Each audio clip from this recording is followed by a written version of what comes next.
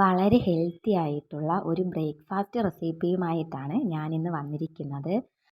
ആവിയിൽ വേവിച്ച് കഴിക്കുന്ന ഈ ഒരു ബ്രേക്ക്ഫാസ്റ്റിന് കറിയുടെ ആവശ്യം തന്നെ ഇല്ല. വളരെ എളുപ്പമാണ് നമുക്കിത് ഉണ്ടാക്കിയെടുക്കാനായിട്ട്. അപ്പോൾ ഇതിനായിട്ട് ഒരു ബൗളിൽ റാഗി പൊടി എടുത്തിട്ടുണ്ട്.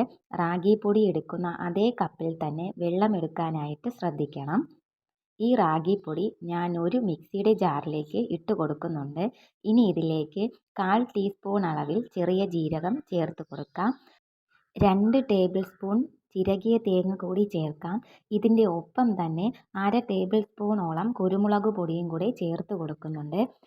കുരുമുളക് ചേർത്താൽ നല്ലൊരു ടേസ്റ്റ് ആയിരിക്കും. ഇനി ഇതെല്ലാം കൂടി വെള്ളമൊന്നും ചേർക്കാതെ നല്ല സ്മൂത്തായിട്ട് അടിച്ചെടുക്കാം. ഇത് കണ്ടില്ലേ, ഇങ്ങനെയാണ് കിട്ടേണ്ടത്. ഈ റാഗിപ്പൊടി കുഴച്ചെടുക്കാനായിട്ട് കുറച്ച് വെള്ളം തിളപ്പിച്ചെടുക്കണം. അതിനായിട്ട് ഞാൻ ഒരു പാനിലേക്ക് റാഗിപ്പൊടി എടുത്തിരിക്കുന്ന അതേ കപ്പിൽ തന്നെ 1/4 കപ്പ് വെള്ളം എടുത്തിട്ടുണ്ട്.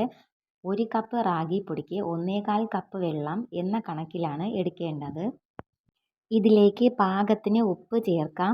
1/2 ടീസ്പൂൺ നെയ്യും കൂടെ ചേർക്കുന്നുണ്ട്. നെയ്യോ വെളിച്ചെണ്ണയോ ചേർത്താൽ നല്ലൊരു മയം കിട്ടും. ഇനി ഈ വെള്ളം നല്ലതുപോലെ വെട്ടി തിളപ്പിച്ചെടുക്കണം. വെള്ളം നല്ലതുപോലെ തിളച്ച് വന്നിട്ടുണ്ട്. ഇനി നമ്മൾ എടുത്തു വച്ചിരിക്കുന്ന റാഗിപ്പൊടി ഇതിലേക്ക് ചേർത്ത് കുഴച്ചെടുക്കുകയാണ് വേണ്ടത്. ഫ്ലെയിം ഒന്ന് കുറച്ച് വച്ചതിന് ശേഷം വേണം റാഗിപ്പൊടി ചേർത്ത് കൊടുക്കാനായിട്ട്. അതിനുശേഷം നന്നായിട്ട് തന്നെ മിക്സ് ചെയ്തെടുക്കണം. വെള്ളം മുഴുവനായിട്ട് വറ്റിയതിന് ശേഷം ഞാൻ ഫ്ലെയിം ഒന്ന് ഓഫ് ചെയ്യുന്നുണ്ട്. നന്നായിട്ട് മിക്സ് ആക്കിയതിന് ശേഷം ഇതൊന്ന് ചൂടാറാനായിട്ട് മാറ്റി വയ്ക്കാം. നമ്മളിത് ആവിയിലാണ് വേവിച്ചെടുക്കുന്നതെന്ന് പറഞ്ഞല്ലോ. ആവിയിൽ വേവിച്ചെടുക്കുവാനുള്ള ഈ ഒരു പാത്രം ഞാൻ കുറച്ച് എണ്ണ തടവി മാറ്റി വയ്ക്കുകയാണ്. ഇനി നമ്മൾ മാറ്റി വെച്ചിരിക്കുന്ന റാഗി വല്ലാതെ തണുത്തു പോയാൽ ഡ്രൈ ആയി പോകും. അതുകൊണ്ട് തന്നെ ഇളം ചൂടോട് കൂടി വേണം ഇത് ചെയ്തെടുക്കാനായിട്ട്. ഇത് കണ്ടില്ലേ, നല്ല സോഫ്റ്റ് മാവായിട്ടുണ്ട്. അഥവാ കയ്യിൽ ഒട്ടിപ്പിടിക്കുന്നുണ്ടെങ്കിൽ കയ്യിൽ കുറച്ച് എണ്ണ തടവിയതിന് ശേഷം ഇതുപോലെ ഉരുട്ടിയെടുത്താൽ മതി. ഇനി നമുക്ക് ആവി കയറ്റിയെടുക്കാനായിട്ട് പാത്രത്തിലേക്ക് ഇത് വെച്ച് കൊടുക്കാം. നിങ്ങൾക്ക് ഇഷ്ടമുള്ള വലിപ്പത്തിൽ ഇത് ഉരുട്ടിയെടുക്കാവുന്നതാണ്. ഒരു 4 മിനിറ്റ് ആവി കയറ്റിയെടുത്താൽ മതി. നമ്മൾ തിളപ്പിച്ച വെള്ളത്തിൽ കുഴച്ചെടുത്തിരിക്കുന്നത് കൊണ്ട് തന്നെ ഇത് ഓൾറെഡി വെന്തതാണ്. അപ്പോൾ ഇതാ 4 മിനിറ്റ് ആവി കയറ്റി എടുത്തിട്ടുണ്ട്. ഇനി നമുക്കിത് ചൂടാറാനായിട്ട് വയ്ക്കാം. ഇത് കണ്ടില്ലേ എത്രമാത്രം സോഫ്റ്റ് ആണെന്ന്. നിങ്ങൾക്ക് കാണുമ്പോൾ തന്നെ മനസ്സിലാവുന്നുണ്ടാവും. റാഗിപ്പൊടി കൊണ്ട് നിങ്ങൾ ഇതുപോലെ ഉണ്ടാക്കിയില്ലെങ്കിൽ ഇതുപോലെ ഒന്ന് ഉണ്ടാക്കി നോക്കണേ.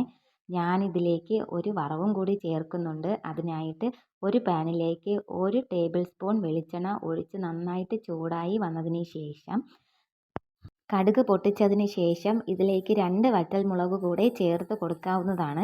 എൻ്റെ കയ്യിൽ ഇപ്പോൾ ഇല്ല, അതുകൊണ്ടാണ് ചേർത്ത് കൊടുക്കാത്തത്. കുറച്ച് കറിവേപ്പിലയും കൂടി ചേർത്ത് ഒന്നെടുക്കുകയാണ്. ഇനി ഇതിലേക്ക് ചിരകിയ തേങ്ങ 3 ടേബിൾ സ്പൂൺ ചേർത്ത് കൊടുക്കുന്നുണ്ട്. ഈ തേങ്ങ വല്ലാതെ അങ്ങ് മൂത്ത് ബ്രൗൺ കളറായി വരേണ്ട ആവശ്യം തന്നെ ഇല്ല. ഇതിൻ്റെ വെള്ളത്തിൻ്റെ അംശം ഒന്ന് മാറിക്കിട്ടിയാൽ മതി. ഈ തേങ്ങയ്ക്ക് ആവശ്യമായ ഒരു നുള്ളു ഉപ്പും കൂടെ ചേർത്ത് നന്നായിട്ടൊന്ന് മിക്സ് ചെയ്ത് എടുക്കാം. ആവിയിൽ വേവിച്ച് വച്ചിരിക്കുന്ന റാഗി ബോൾസ് ഇതിലേക്ക് ചേർത്ത് നന്നായിട്ട് തന്നെ ഒന്ന് മിക്സ് ചെയ്തെടുക്കാം. ഇത് നമുക്കൊന്ന് അടച്ച് വെച്ച് 1 മിനിറ്റ് ലോ ഫ്ലെയിമിൽ വേവിച്ചെടുക്കാം. ഇത്രയും മതി. നമ്മുടെ ഹെൽത്തി ആയിട്ടുള്ള റാഗി കൊഴുക്കട്ട ഇവിടെ റെഡി ആയിട്ടുണ്ട്. നല്ല ടേസ്റ്റാണ് ഇത് കഴിക്കാനായിട്ട്. നിങ്ങൾ ഇതുപോലെ ഇതുവരെ ഉണ്ടാക്കിയിട്ടില്ലെങ്കിൽ ഒന്ന് ട്രൈ ചെയ്ത് നോക്കൂ. മധുരം ചേർത്ത് കഴിക്കാനാണ് ആഗ്രഹമെന്നുള്ളവർക്ക് മിക്സിയുടെ ജാറിൽ റാഗി പൊടിക്കാൻ നേരത്ത് അതിലേക്ക് 2 സ്പൂൺ കൂടി പഞ്ചസാര ആഡ് ചെയ്യാവുന്നതാണ്. കുഞ്ഞു കുട്ടികൾക്ക് ഇത് ഉറപ്പായിട്ടും ഇഷ്ടമാകും. എല്ലാവരും ഇതൊന്ന് ട്രൈ ചെയ്ത് നോക്കൂ.